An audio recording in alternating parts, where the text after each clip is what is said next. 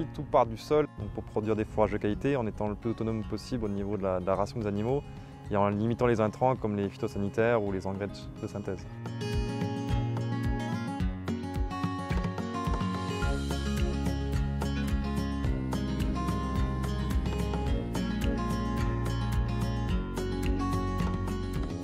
Vous êtes sur une exploitation de polyculture élevage où vous allez retrouver un troupeau de vaches laitières avec une cinquantaine de vaches montbéliardes, une petite troupe de brebis de race mérinos avec à peu près 120 mères et un atelier apiculture avec aujourd'hui un peu plus de 300 ruches. Et on exploite un peu moins de 90 hectares, des sols de type sablo-limoneux avec présence de beaucoup de graviers et de galets aussi.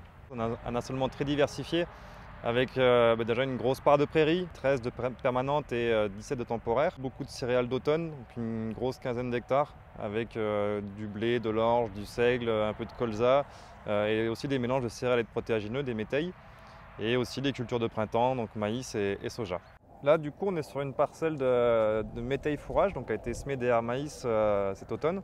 Donc, composition de céréales, du seigle et du triticale et 2 protéagineux, une vesse et un pois fourragé. Voilà, ça illustre un peu les changements qui ont été faits sur la ferme depuis 5 ans. C'était déjà d'une part rediversifier l'assolement, parce qu'avant on avait quand même beaucoup de cultures de printemps. L'objectif ultime, le premier était de redresser économiquement l'exploitation qui s'engouffrait dans des pertes importantes. D'abord consacrer nos surfaces à nourrir nos animaux et atteindre une autonomie alimentaire totale.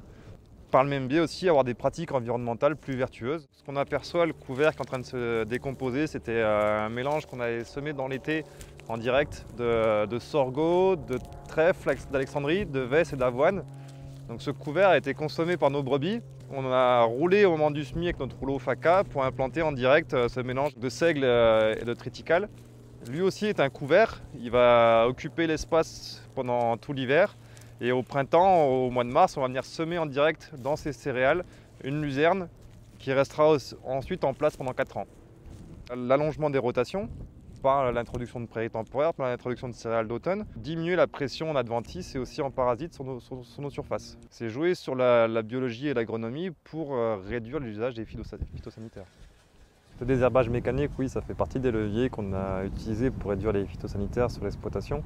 Chaque levier pris un par un n'a pas d'effet, c'est bien l'ensemble des leviers recombinés dans un nouveau système qui ont un impact important sur les résultats économiques. On a le BE de l'exploitation qui s'est amélioré de 80 000 €, quasiment 50 000 € d'achat d'aliments en moins. On a divisé les charges d'engrais par 2, les phytosanitaires par 2. On a aussi réussi à trouver une meilleure valeur ajoutée sur nos produits, avec l'exemple de l'IGP Saint-Marcelin, mais aussi l'exemple de la viande qu'on vend aujourd'hui en colis à des particuliers. L'intérêt d'intégrer un réseau défi, ils sont multiples pour nous en tant que la ferme du lycéricole à la Côte-Saint-André. C'est premièrement l'échange de pratiques, de s'inspirer de ce qui se fait pas très loin et d'avancer, de progresser. Ils sont vraiment sortis de l'approche parcelle uniquement pour remettre à plat l'ensemble du système d'exploitation.